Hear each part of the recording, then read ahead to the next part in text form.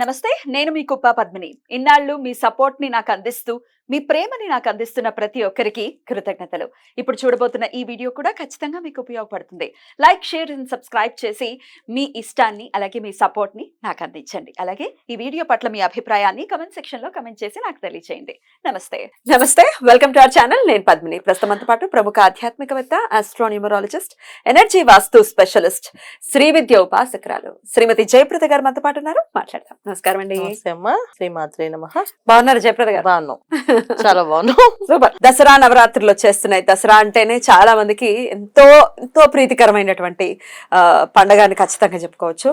చక్కగా అమ్మవారి ఆరాధనలు చాలా చాలా వైభవపేతంగా చేసుకుంటాం. అయితే ఎవరి శక్తానుసారం వాళ్ళు చేసుకుంటారు.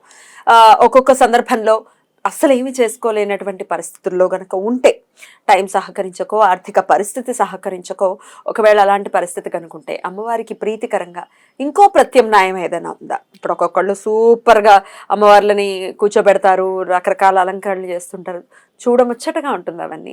కానీ ఆ పరిస్థితి లేని వాళ్ళు ఏదైనా పరిహార రూపంలో అమ్మవారి ప్రీతికి ఎలా పాత్రలు అవ్వచ్చు? ఒకసారి మీ ద్వారా. తప్పకుండా నాన్న. అమ్మవారి ప్రేమను పొందాలంటే భక్తితో పొందొచ్చు, ఏం చేస్తా కాదు. అలంకరణ అవన్నీ మన మనసుకి, అంటే మనిషికి, మానవ శరీరానికి ఎలా అలవాటు అయిపోయిందంటే, మనకి ఒక పూజ అంటే మనం ఆ మోడ్ లోకి వెళ్తే గానీ మనం అలా లేకపోయాం. ఈ కాలం అలా మారిపోయింది. పూర్వం ఏంటంటే ఒక పూజ అంటే సరే పొద్దున్నే లేచి స్నానం చేసి కాస్త గుమ్మానికి పసుపు రాసి బొట్లు పెట్టి కాస్త దగ్గర ఉన్న పూలు ఏమైనా ఉంటే ఏంటంటే బంతి పూలు కాస్త కోసుకొచ్చి కట్టేవాడు. బంతి పూలు లేకపోతే కాస్త మామిడి తోరణాలే కట్టేసేవాడు. అది స్పెషల్ గా గుమ్మానికి అలంకరణ చేయాలని నా ఆలోచన ఉండేది కాదు. పసుపు రాసేవాళ్ళు, బొట్లు పెట్టేవాళ్ళు, గుమ్మానికి ఒక మామిడి తోరణం కట్టేసేవాడు. మామిడి తోరణం, మామిడి చెట్లు ఉండేవి కనుక ఒక తోరణం కట్టి ఇంట్లో కాస్త ఆ రోజు వంటలో కాస్త పరమాణం, కాస్త పులిహోర కలిపి వండేవాళ్ళు. అంతే, ఇదే పూజ, అదే పూజ ఉండేది, ఇదే పండగ స్పెషల్. అదే పండగ. ఏదైనా సరే ఒక పులిహోర, ఒక పరమాణం, ఒక పూర్ణం బూర్లు అంతే వేసేసుకొని చక్కగా అమ్మవారికి కావాల్సిన స్తోత్రాలు, లలిత సహస్రనామం, చక్కగా లక్ష్మీ సహస్రనామం, ఇవన్నీ చదువుకోవడమే. వచ్చు కనుక చక్కగా చదివేసుకునే వాళ్ళు. అయిపోయింది పూజ. ధూపదీప నైవేద్యం ఇచ్చేవాళ్ళు, అమ్మవారికి ఆ నైవేద్యం పెట్టేవాళ్ళు, మధ్యాహ్నానికి భోజనం పెట్టేవాళ్ళు. అంతే, అలాగే ఉండేది సింపుల్ గా. అంటే అక్కడ అది కూడా వైభవంగా ఉండేది. పూజా విధానం కూడా వైభవంగా ఉండేది. పూజ చేస్తున్నప్పుడు చక్కగా పెరట్లో కాసే పూలన్నీ కోసుకొచ్చేవాళ్ళమి. ఆ పూల్లో కొన్ని పూలు మాల కట్టేవాళ్ళం ముందు రోజున. ఆ మాల అమ్మవారికి వేసేవాళ్ళమి. ఈ విధంగా పూజ. ఇవాళ పూజ అంటే అలా మనం చేయలేకపోతున్నాం. అది మోడ్లోకి వెళ్ళాలి మనం. పూజ అంటే ఒక కొత్త చీర తెచ్చుకోవాలి, కొత్త బట్టలు కట్టుకోవాలి, డెకరేషన్ చేయించుకోవాలి. తర్వాత అమ్మవారిని ఇంత అందంగా తయారు చేయాలి అంటే, మనం అందంగా తయారవుతున్నాం కనుక అమ్మవారిని కూడా అందంగా తయారు చేయాలి. మంచి పద్ధతి, తప్పేం లేదు అసలు. ఎందుకంటే అదొక సాటిస్ఫాక్షన్ ఒకటి, ఒక ఇష్టం కూడా. అదే మన ఇంత అందంగా అన్ని హారాలు వేసుకున్నదా, అమ్మవారికి కూడా వేద్దాం, చేయండి, తప్పు ఏం లేదు. ఎంత చేస్తే ఎవరికి అనిపిస్తే అది చేసుకోవచ్చు. నా విధంగా, నా పరంగా అంటే పూజ అంటే మనము ఆ రోజు చేయవలసిన పరిహారం ఏంటి అంటే, మెయిన్ మౌనంగా ఉండడం. ఎక్కువగా కోప్పడకుండా, ఎవరిని అరవకుండా, ఎవరితోటి గొడవ పడకుండా, ఇంట్లో ఫస్ట్ ప్రశాంతంగా లేచి స్నానం ఆచరించి చక్కగా వాళ్ళ పనులు వాళ్ళు చేసుకుంటూ, పిల్లల్ని ముఖ్యంగా ఏం అనకూడదు. ఏం పరీక్ష పెడుతుంది అమ్మవారు అంటే, పిల్లల్లో ఏడిపిస్తూ ఉంటారు. పూజ అంటే ఫస్ట్ పిల్లలకి జ్వరం వస్తుంది అండి, లేదా పిల్లలు ఆహారం తినని అంటారు, లేదా పిల్లలు ఏదో ఒక పేచీ పెట్టి నాకు అది కావాలి ఇది కావాలి అంటారు, ఏదో దెబ్బ తగిలించుకుంటారు. మంచిగా తయారు చేస్తామంటే పడి దెబ్బ తగిలించుకుంటారు. మనసంతా అయ్యో ఇది దెబ్బ తగిలిందే అనే ఫీలింగ్ వచ్చేస్తుంది. ఇది లేకపోతే ఇంటికి వచ్చిన వాళ్ళు ఏదో బాధపడుతూ వాళ్ళకి ఏదో వచ్చిందని చెప్పి అనుకోండి, ఇది సిచ్యువేషన్. లేకపోతే ఇంట్లో హస్బెండ్ సహకరించడం, నాకు ఇవాళ ఆఫీస్ వర్క్ హెవీగా ఉంది, వెళ్ళిపోతున్నాను అనడం, ఇలా ఏదో ఒక మనస్సు అనేది వికల్పాలుగా వెళ్ళిపోతూ ఉంటుంది. అవి లేకుండా మనం చేయాలనుకుంటే అమ్మవారు ఎన్నో పరీక్షలు పెడుతూ ఉంటుంది. ఆవిడ పరీక్ష పెట్టడానికి మన కోసం ఆవిడ కాపలా కాదు అని ప్రకృతి, గ్రహాలు మన పరీక్ష పెడతాయి. ఎందుకంటే ఒక మనసుని లగ్నం చేసి అమ్మవారి దగ్గర కూర్చోవాలి అనుకుంటే అది విజయం సాధించినట్టే. ఆ విజయం సాధించడానికి ప్రకృతి మనకి ఏంటంటే పరీక్షలు పెడుతుంది అమ్మవారి దగ్గరికి వెళ్ళకుండా. సో ఆ పరీక్షను మనం నెగ్గాలి అంటే ముందు రోజు నుంచి ఎంతవరకు చేయగలమో అంతవరకు, ఎంతవరకు అవుతుంది చేయొచ్చు. అందరికన్నా మెయిన్ ఏంటంటే పనమే మానేస్తారు రోజు పొద్దున్నే. అన్ని ఏర్పాటు చేసుకుంటే అవును. పనమ్మే రాదు. అవును. నేను రేపు ఇవాళ పండగ నీకేనా మా పండగ మాకు లేదా అంటారు మళ్ళీ. నిజమే కూడా అది కూడా. అంతే. 100% ఏం కదా! అనలేం కూడా. ఏమనలేం. అలాంటి అంటే పండగ రోజు మనం ఊడ్చుకోవాల్సి వచ్చే పరిస్థితి కూడా ఉంటుంది. ఉమ్. ఇలాంటి సిచ్యువేషన్స్ అందరికీ ఉన్నవే. అయితే నవరాత్రులు అన్నప్పటికి ఏమవుద్ది, 9 రోజులు మనం ఆ మోడ్‌లోకి వెళ్ళిపోవాలి. అవును. ఆ మోడ్‌లోకి వెళ్ళిపోవాలంటే ఏం చేయాలంటే ముందు 2 రోజుల ముందు నుంచే ఉమ్. అమ్మవారిని ధ్యానం చేసుకుంటూ ఉండాలి. ఉమ్. నామస్మరణ. అమ్మవారిని అమ్మ నువ్వే తల్లి నువ్వే రక్షించు. నువ్వే కాపాడు. ఉమ్. ఏది చేయాలన్నా నా చేతుల్లో ఏం లేదు. నిమిత్త మాత్రాల్ని. ఉమ్. నువ్వు ఏది చెప్తే అది చేస్తా. నీ సంకల్పం ఎలా ఉంటే అది చేస్తాం అని దండం పెట్టుకోవడం. ఇదొక పద్ధతి. రెండో పద్ధతి ఏంటంటే ప్రారంభం చేయడానికి అన్ని కావాల్సిన ఏర్పాటు సామాన్లన్నీ 2 రోజుల ముందే కొనేసుకోవాలి. ఉమ్. అన్ని కొని తెచ్చేసుకోవాలి. మధ్యలో వెళ్ళి కొనడానికి ఏం పెట్టుకోకూడదు. ఎందుకంటే మధ్యలో వెళ్ళినప్పుడు ఏదో గొడవ ఏదో ఒక డిస్టర్బెన్స్ వస్తుంటది. ఇది పసుపు కుంకుమ. మామూలుగా నవరాత్రికి పూజ అంటే మామూలుగా అయితే పుష్పాలన్నీ, పసుపు కుంకుమ కాస్త ఎక్కువ తెచ్చుకోండి. ఎక్కువ తెచ్చుకో. 1 కిలో కుంకుమ.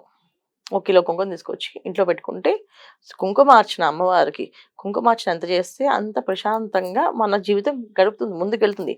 ఎందుకంటే సౌభాగ్యం. ఆడవాళ్ళు అందరం చేసుకుని సౌభాగ్యం కోసమే. గాజులతో అమ్మవారు చేసినా సౌభాగ్యం కోసమే, పూలతో అమ్మవారు చేసినా సౌభాగ్యం కోసమే, కుంకుమతో చేసినా సౌభాగ్యం కోసమే.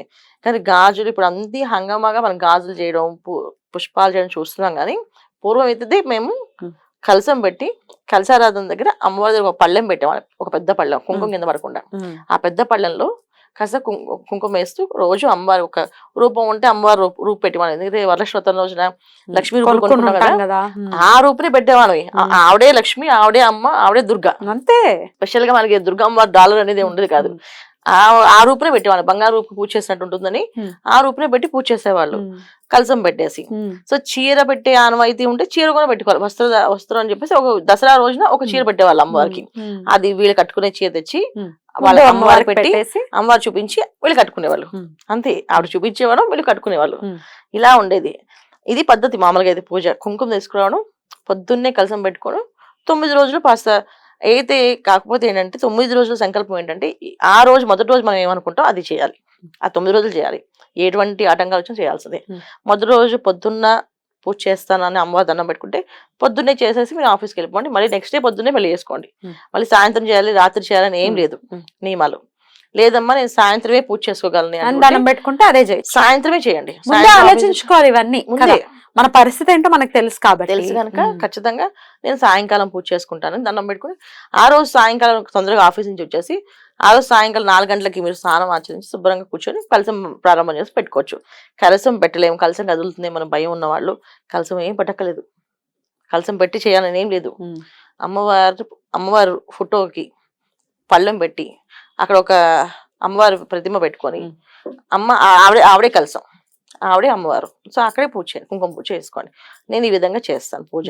నైవేద్యం కూడా మీ ఇష్టం, ఏమనుకుంటే అది పెట్టుకోండి. 9 రకాల నైవేద్యాలు, 9 రకాల పూజలు, 9 రకాల కార్యక్రమాలు చేయాలనేది లేదు. అంటే ఇది చెయ్యాలి అనే నియమం ఉంటే చేసుకోవచ్చు. చేయాలి మీకు అనిపించింది, నాకు ఇష్టం అంటే నేను చేసుకుందాం అనుకుంటాను, బ్రహ్మాండంగా చేసుకోండి. ఏం ఇబ్బంది లేదు, ఏ అభ్యంతరం లేదు. ఎందుకంటే ఎంత పూజ చేసినా అంత ఆనందం ఆవిడకి. అందుకే సుహాసిని అర్చన ప్రీతి. అంటే సుహాసినికి అర్చన చేసినా ఇష్టమే, అమ్మవారి పూజ చేసినా ఇష్టమే. సో సుహాసిని ఏదైనా అర్చన చేసినా ఆవిడ ఇష్టపడుతుంది. అందుకని మీరు ఎలా చేసినా ఒప్పుకుంటుంది. సింపుల్ గా చేసుకునే వాళ్ళకి నేను చెప్తున్నా. ఇది హంగామా చేసుకునే వాళ్ళు నేను ఎటువంటి అభ్యంతరం పెట్టట్లేదు, వాళ్ళు చేసుకోవద్దు అనట్లేదు, చేసుకోండి. కాకపోతే ఏంటంటే సెలబ్రిటీస్ చూసి వాళ్ళ రోజున వాళ్ళ ఇల్లు చూసి పాపం వాళ్ళు బంగారంలో దాచేసి పెట్టుకున్నారు, మేము చేయలేకపోతున్నాం అని బాధపడిన అవసరమే లేదు. ఇంత షో ఆఫ్ కూడా అనవసరమేమో అనిపిస్తుందండి. ఇంత పూజలు చేసేస్తున్నాం, పూజలు చేసేసుకుంటే కూడా బాగుంది. వాళ్ళు చేయటం ఆనందకరమే, అది చూడటం కూడా మంచి బాగుంటుంది. కానీ ఆ అమ్మవారి ముందే వీళ్ళు డాన్సులు చేస్తూ ఉంటారు, రీల్స్ చేస్తూ ఉంటారు. చూసారా మీరు? నేను చూడలేదు. అయ్యో చూడకండి అయితే. రీల్స్ చేస్తూ ఉంటారు, అక్కడ అమ్మవారు వెనకాల ఉంటూనే ఉంటుంది, వీళ్ళు రీల్స్ ఏమిటో ఈ షో. దాని గురించి స్పందించలేదు. కానీ నాకు ఒక బాధ అనిపించింది ఏంటంటే ఈ రిటర్న్ గిఫ్ట్స్ ఇంత విధంగా హంగామా చేసి ఒక సామాన్య కుటుంబంలో ఒక చిన్న ఉద్యోగస్తురాలు భార్య ఏదో తాంబూలం ఇవ్వాలి పిలవడానికి కాస్త మొహమాట పడుతుందేమో, పిలిచి తాంబూలం ఇస్తుందా, అసలు తీసుకుంటారా వీళ్ళు ఏమైనా తాంబూలాలు అని భయపడుతుందేమో. రిటర్న్ గిఫ్ట్ల మీదనే ఉంది మొత్తం ప్రపంచం. గిఫ్ట్లకి ఎక్కడ ఉంది అసలు? అసలు ఎక్కడ లేదు. మనం పండు ఇస్తాము, జాకెట్ బట్టిస్తాము. సరే స్తోమత ఉంటే ఇచ్చుకోవచ్చు, కానీ లేని వాళ్ళు అనుకుంటారు అయ్యో మనం ఏమి ఇవ్వలేకపోతున్నాం. పిలవలేకపోతున్నారు వాళ్ళు. ఇప్పుడు వరలక్ష్మతం రోజు చాలా మంది వరలక్ష్మతం పూజ అని అనుకుంటే అది పెద్ద ఒక ఫంక్షన్ అయిపోయింది. అది పెద్ద ఫంక్షన్ ఫంక్షన్ అయిపోయింది. అది ఒక ముత్తైదు అసలు మామూలుగా ఎందుకు పండు తాంబూలం ఇస్తాం? పళ్ళు తాంబూలం అనేది ఎందుకంటే సౌభాగ్యవతిగా ఇవి ఉండడానికి, వీళ్ళకి జాతకంలో మాంగళ్య దోషాలు నివృత్తి అవ్వడానికి. అంటే అరటిపండే ఇస్తాం, శనగలు ఇస్తాం, తమలపాకు ఇస్తాం, ఒక్క ఇస్తాం. ఒక్క తమలపాకు, శనగలు, అరటిపళ్ళు అంటే గురుబలం, చంద్రబలం, కుజబలం ఇవన్నీ అనుకూలంగా ఉండడానికి వీళ్ళకి. ఎందుకంటే కుజుడు యొక్క అనుగ్రహం లేకపోతే మాంగళ్య దోషాలు అంటే అకాలంగా మరణాలు జరిగే అవకాశం ఉంది కనుక ఒక్కను పెట్టి తమలపాకులు తీస్తాం. తర్వాత ఒక జాకెట్ బట్ట ఎందుకు ఇస్తామంటే వస్త్రదానం చేస్తే మనకి జీవితంలో ఎప్పుడు కూడా అన్నపానాలు లోటు లేకుండా ఉంటుందని అన్నదానం కోసం, వస్త్రదానం కోసం ఇస్తాం. అది పళ్ళు తాంబూలం ఇచ్చి దానం అనేది అసలు మన తాంబూలం ఇచ్చే ఉద్దేశం ఏంటంటే మాకు జీవితంలో తిండికి బట్టకి లోటు లేకుండా చూడమ్మా అని చెప్పడానికి అర్థం, అంతే. ఇంకా వేరే ఏమి ఉండవు. దానికి గాజు కప్పులు లేవు, గాజు గిన్నెలు లేవు, వెండి కప్పులు లేవు. అసలు చాలా దారుణంగా ఇవన్నీ ఇస్తున్నారు. మనం దాన్ని ఏం ఇన్స్పిరేషన్ గా తీసుకోవాల్సిన అవసరం లేదు. చక్కగా ఒక ముత్తైదుని పిలిచి పసుపు రాసి అమ్మవారి స్వరూపంగా భావించి ఆవిడకి పండు తాంబూలం, కుదిరితే జాకెట్ బట్ట పెట్టండి. ఉంటే జాకెట్ బట్ట, ఇంకా బాగా ఉంటే చీర పెట్టండి. ఎవరొద్దున్నారు? అమ్మవారికి సువాసిని గనక మనం చీర, జాకెట్, పండు తాంబూలం, ఇంతకు మించి ఏమీ ఇవ్వాల్సిన అవసరం లేదు. అసలు మన తహాత చూపించడానికి కోసం పూజని వ్యాపారం చేయకూడదు, షో ఆఫ్ వద్దు, చేయకూడదు. పూజలాగే చేసుకోవాలి. పూజ చేసిన పద్ధతి నియమాలు ఇవి. అంటే సింపుల్ గా తాంబూలాలు ఇచ్చుకుందాం అనుకుంటే ప్రతిరోజు నియమం తప్పకుండా 9 రోజులు ఇద్దాం అనుకుంటే మీ సంకల్పంలో ఏం చెప్పుకుంటారో, నేను రోజు ఒక ముత్తైదు తాంబూలం ఇచ్చుకుంటానమ్మా అంటే ఇవ్వండి. లేదు లాస్ట్ రోజు ఒక ముత్తైదు పిలిచి ఇస్తాను, ఒక ముత్తైదు పిలిచి భోజనం పెడతాను, మీరు ఏమనుకున్నా చెప్పండి. కానీ ఇక్కడ నేను చెప్పేది ఏంటంటే మీరు ఏ విధంగా పూజ చేస్తారని నేను అడగట్లేదు.